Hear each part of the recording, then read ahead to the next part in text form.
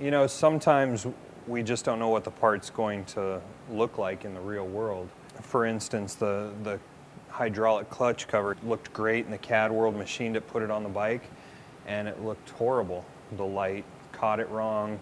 It didn't flow with the rest of the bike, so we scrapped it and redesigned it. There's probably a dozen parts that have seen that fate already. We just want to have the best overall product, visually appealing from all angles, and we're not afraid to go through and redesign a part to make it that much better.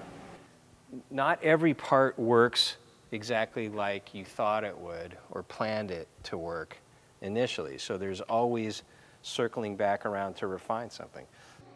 When is good enough good enough? You have to sort of keep that in mind, otherwise you'd never finish it.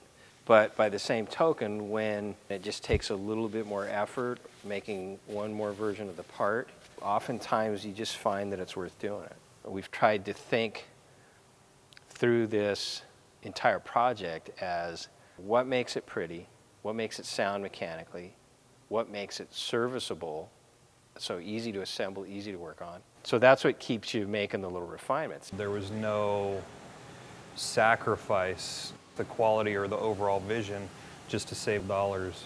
That brought a lot more creative ability out for myself and Guard, saying, well, why don't we do a billet swing arm, or why don't we move the air cleaner out of the way? It's just any idea that we thought of to make the overall product sleeker, better to ride, stronger, easier to assemble, we've entertained, and it's been great. Having the ability to be able to focus on the points, to solve them as best as possible, that's the most appealing part of the project to me, instead of being forced to knock out a bike and sell it, you know? What's the fun of that?